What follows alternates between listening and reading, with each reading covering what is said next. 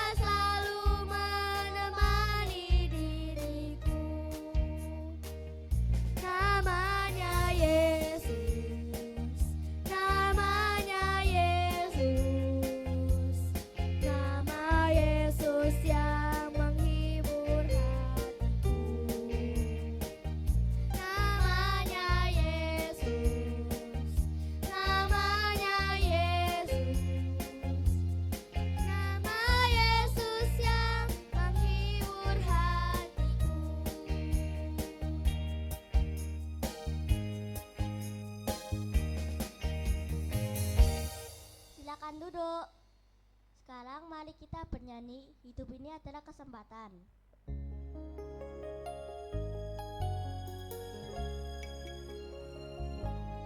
Hidup ini adalah kesempatan. Hidup ini untuk melayani Tuhan. Jangan sia-siakan waktu yang Tuhan beri. Hidup ini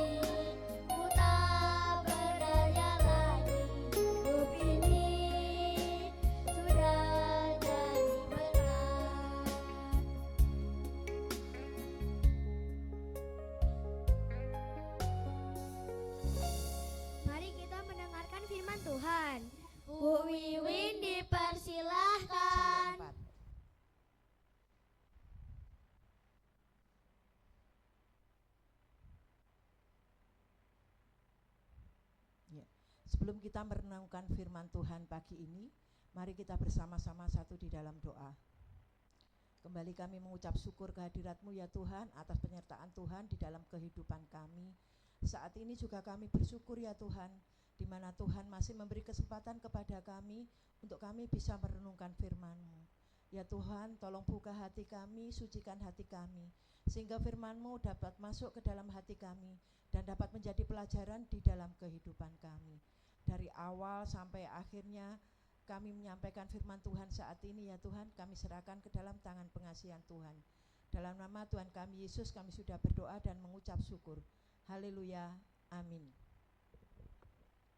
Bu Win akan membaca dari Lukas 19 ayat 1 sampai dengan yang keempat. Perikop kita pagi ini berjudul Sakeus. Yesus masuk dan melintasi kota Yeriko. Di situ ada seorang bernama Sakeus, kepala pemungut cukai, dan ia orang yang kaya. Ia berusaha untuk melihat apakah Yesus itu, tetapi ia tidak berhasil oleh karena orang banyak, sebab badannya pendek. Ia pun berlari mendahului orang banyak, lalu memanjat pohon ara untuk melihat Yesus yang akan lewat di situ. Demikian firman Tuhan. Tema kita pada pagi ini adalah Sakeus mencari solusi. Di kota Yeriko tinggallah seorang kepala pemungut cukai, namanya Sakeus. Dia sangat dibenci oleh orang banyak. Ia adalah koruptor dan juga pengkhianat bangsa. Kenapa? Karena dia menarik uang pajak lebih daripada yang seharusnya. Dan dia bekerja pada pemerintahan Roma yang pada waktu itu menjajah bangsa Yahudi. Semua orang tidak mau berteman dengan Sakeus, walaupun dia sangat kaya. Tetapi orang-orang memandang dia, yaitu Sakeus, sebagai seorang pendosa yang harus dijauhi. Anak-anak, sebelum lewat di kota Yeriko, ya, sebelum Tuhan Yesus masuk di kota Yeriko, Tuhan Yesus menyembuhkan orang buta di tengah jalan, sehingga membuat orang-orang itu mengagumi Tuhan Yesus. Banyak orang-orang mengelilingi Tuhan Yesus, mengerumuni Tuhan Yesus. Begitu juga dengan Sakeus. Nah, Sakeus itu ingin tahu siapa sih sebenarnya Yesus itu? Kok dia dapat menyembuhkan orang sakit, ya, menyembuhkan orang buta, ya. Lalu si Sakeus itu keinginannya sangat besar untuk melihat Yesus, ya. Dia berlari-lari, ya, di tengah-tengah kerumunan orang-orang itu berlari-lari. Tapi dia tetap tidak bisa melihat Yesus karena badannya pendek, lebih tinggi daripada orang-orang, ya. Nah, anak-anak, tapi Sakeus tidak putus asa ya anak-anak. Dia tetap berlari, berusaha, ya, untuk melihat Yesus. Dia pengen tahu gimana sih Yesus itu, siapa sih Yesus itu, ya. Dia tetap berusaha. Nah, anak-anak, Tuhan itu tidak memandang siapa kita, ya. Ketika kita mau datang kepada Tuhan, Tuhan itu selalu menerima kita, seperti juga Sakeus. Tetapi seringkali ketika kita mau datang kepada Tuhan, banyak sekali halangan yang merintangi kita.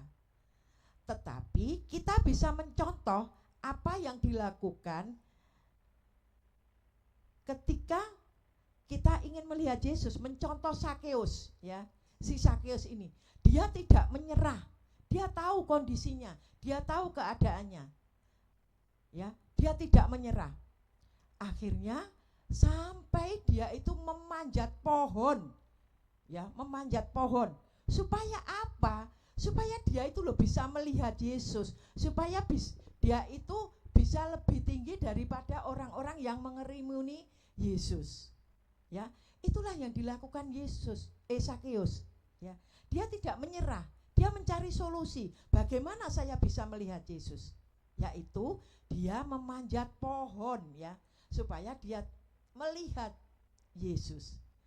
Ya, nah, anak-anak, dalam hidup yang paling mampu untuk menolong kita adalah diri kita sendiri. Kita tidak boleh mengandalkan atau berharap kepada orang lain terus-menerus. Ya.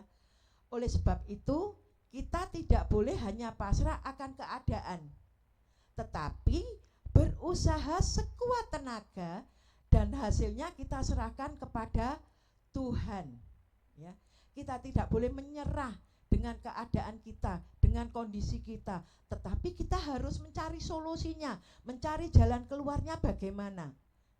Mengenai hasilnya, kita akan serahkan kepada Tuhan. Amin. Mari kita berdoa. Kembali kami menghadap kehadirat-Mu ya Tuhan, mengucap syukur kalau pagi ini Tuhan mengajarkan kepada kami supaya kami tidak menyerah dengan keadaan kami, dengan kondisi kami, tetapi kami berusaha semaksimal mungkin. Tentang hasilnya kita serahkan kepada Tuhan. Tuhan, sebentar lagi kami akan melanjutkan pembelajaran kami. Biar Tuhan juga mendampingi kami, menyertai kami di dalam kami belajar saat ini. Terima kasih Bapa, kami serahkan pembelajaran kami dari pagi sampai dengan siang hari nanti ke dalam tangan pengasihan Tuhan. Di dalam nama Tuhan kami Yesus, kami sudah berdoa dan mengucap syukur. Haleluya, amin. Nah anak-anak,